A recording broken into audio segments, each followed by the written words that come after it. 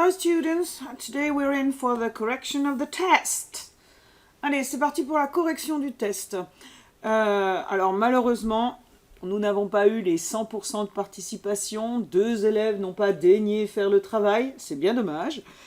Dans l'ensemble, on va dire que cette évaluation était moyennement réussie parce que vous n'avez pas suffisamment travaillé en amont. Évidemment, c'est une généralité. Certains d'entre vous ont extrêmement bien réussi. J'ose espérer qu'ils ont fait ce travail sans tricher. Voilà, alors, correction du premier exercice. Celui-là a été moyennement réussi selon que vous aviez appris ou pas votre vocabulaire. J'ai accepté différentes choses. Voici les différentes propositions. Donc pour le numéro 1, qui en général a été bien trouvé, on pouvait mettre soit sword or cutlass. Tricorn, là il n'y a pas de problème. Hook aussi. Pour le 4e, 2 options. Wooden leg or peg leg. Number 5 was parrot, no problem. Gold loop or gold earring pour le numéro 6. Leather boot, puisqu'il n'y en avait qu'une, ou leather boots, accepté aussi pour le numéro 7. Belt pour le 8. Eye patch pour le 9. Et enfin pour le 10, vous pouviez choisir de mettre soit trousers ou breeches. Attention, cela dit, je vous rappelle que tous les vêtements en anglais qui ont 2 jambières se mettent toujours au pluriel. Donc vous aurez toujours trousers et breeches au pluriel. Voilà pour ce premier exercice. On passe à l'exercice suivant qui a été malheureusement moins bien réussi parce que beaucoup d'entre vous n'ont pas appris cette partie du vocabulaire. Ok, alors, pour la première image, vous aviez 2 options. Soit vous pouvez mettre steer the ship ou encore steer to navigate. La deuxième n'était pas capturer les ennemis. Là, c'était une fois qu'ils étaient capturés, on leur faisait marcher sur la planche pour aller donner à manger aux requins. Donc là, c'était walk the plank. Scrub the deck. Scrub, c'est vraiment frotter, gratter. Hein. Donc, je pense que quand on était en train de nettoyer un pont de bateau, il fallait gratter pour enlever tout le sel et la saleté du pont. Donc bien, scrub the deck. Celui-ci a été relativement bien trouvé. Sleep in a hammock or sleep in hammocks. Selon que vous disiez dormir dans un hamac ou dans des hamacs. Et enfin, bury the treasure. Petite remarque, bury n'a qu'un R. Il y en a plein qui m'en ont mis 2. Je ne vois pas pourquoi d'ailleurs. Voilà pour ce deuxième exercice et pour ce qui est du vocabulaire. Nous allons maintenant passer à la grammaire. Et alors là, comment vous dire? Quelle déception. Premier exercice, les pronoms personnels. Alors, je vais vous inviter à revoir la leçon sur les pronoms personnels. Je vous ai fait une fiche récapitulative sur laquelle vous avez bien sûr les listes de pronoms personnels et vous avez également la façon de les utiliser. J'ai aussi expliqué ça dans la capsule vidéo que je vous ai faite sur la leçon. Alors, il fallait bien sûr à chaque fois déterminer si le groupe nominal qui était entre parenthèses était sujet ou complément. Le truc, c'est assez simple. Le sujet, il est forcément avant le verbe, alors que le complément en anglais, il est toujours après le verbe. Alors, vous allez me dire, il fallait repérer le verbe. Eh bien, c'est pas difficile, regardez. Vous aviez en plus des petits indices, puisque c'était du prétérit. Là, on a le verbe lived. Donc forcément, Captain Hook étant placé avant, on remplace Captain Hook par he. Ici, le verbe était was. Captain Hook étant avant, c'est également he. The crocodile est avant le verbe ate.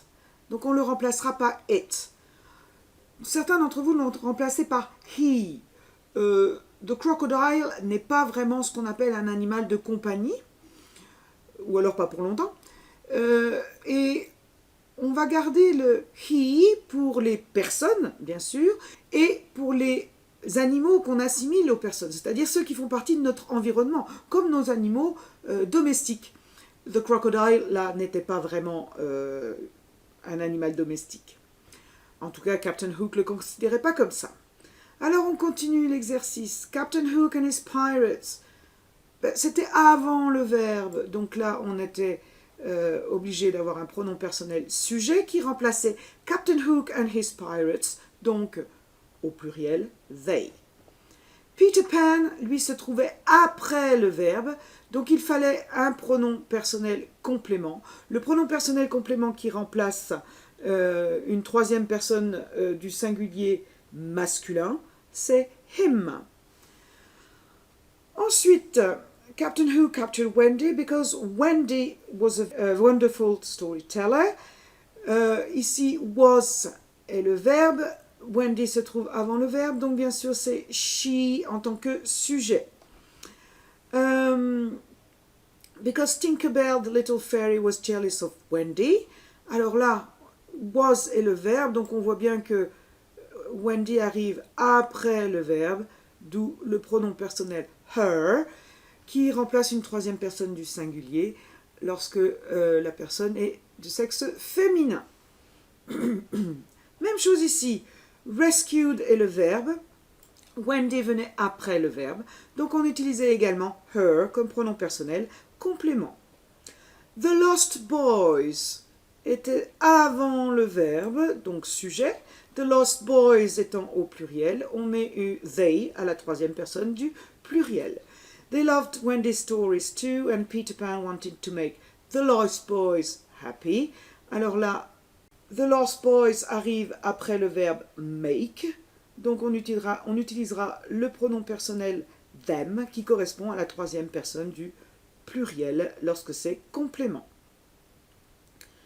Maintenant, le prétérit. Alors, si vous aviez été observateur, vous aviez des indices tout au long du test. En l'occurrence, je peux remarquer que beaucoup d'entre vous n'ont pas du tout encore ni appris, ni compris le fonctionnement de la conjugaison au prétérit. Je rappelle, les verbes réguliers à la forme affirmative se terminent tous par ed. Soit parce qu'on a rajouté ed, soit parce qu'on a gardé le e qui terminait le verbe et rajouté d. Mais bien sûr, il existe également des verbes irréguliers. Ces verbes irréguliers se trouvent dans votre liste et bien sûr, il faut les apprendre. Dans ce petit texte, il y avait également deux formes négatives. Je vous encourage à aller regarder la leçon sur les formes négatives parce que il y en a qui n'ont encore pas tout à fait capté le truc. Donc, ici, le premier verbe était steal. Steal est un verbe irrégulier qu'on avait dans la liste des verbes, qu'on avait surligné dans notre liste de verbes irréguliers. Donc le prétérit de steal est stole. The demigod Maui stole the heart of the island goddess, Te Fiti. She wasn't very happy. Je vous rappelle que be est le seul verbe parmi tous les verbes en anglais dont le prétérit négatif ne se forme pas avec did. C'est wasn't ou weren't à la forme négative du pluriel. So she wasn't very happy and transformed, on a bien le ed, into a lava demon called Teka. She started destroying nature and Moana and Maui departed on a mission to save the world. Before Moana and Maui were in this adventure. Pourquoi were ici? Parce que le sujet c'est Moana and Maui, donc un pluriel. Moana didn't know Maui was responsible. Didn't know, voilà la forme négative de tous les verbes au prétérit sauf be. Didn't plus base verbale. Attention, base verbale. Le prétérit est porté par did, donc on ne peut pas le retrouver une deuxième fois sur le verbe. So Moana didn't know Maui was responsible for Tika's anger. When she discovered the truth, she decided to give the stone back to Tika. The angry goddess received her heart back and stopped destroying the world. Stopped, la petite particularité avec stopped, c'est qu'il fallait doubler le P parce qu'on avait la terminaison consonne, voyelle, consonne. Et si vous regardez à nouveau la fiche récapitulative, et ce qu'on a fait en classe d'ailleurs, vous verrez qu'on double la dernière consonne. Voilà, alors prenez bien note de tout ce qui a été redit ici pour votre tâche finale, parce que vous allez avoir des verbes à conjuguer au prétérit, y compris une forme négative. Alors, pour ce dernier exercice, qui n'a malheureusement pas été vraiment réussi, il fallait bien regarder tous les éléments. D'une part, les premiers mots qui étaient donnés dans cette première partie, et la fin des questions. Ici, on pouvait remarquer qu'on avait 5 mots interrogatifs et un auxiliaire, ce qui signifiait qu'on ne pouvait pas retrouver un deuxième auxiliaire dans la deuxième partie de la question. On va se remémorer ce que signifient ces mots interrogatifs. D'abord, where, c'est le pronom interrogatif pour le lieu, où, when, pour le temps, quand, what, que, why, pourquoi, et who, qui. De l'autre côté, il fallait un petit peu regarder ce que signifiait le reste des phrases. Alors, go there, c'est aller là-bas. Go for the holidays, c'est aller pour les vacances. Meet anybody famous, rencontrer quelqu'un de célèbre. Do, faire. Meet, rencontrer. Come back, revenir. Alors après, il fallait associer tout ça.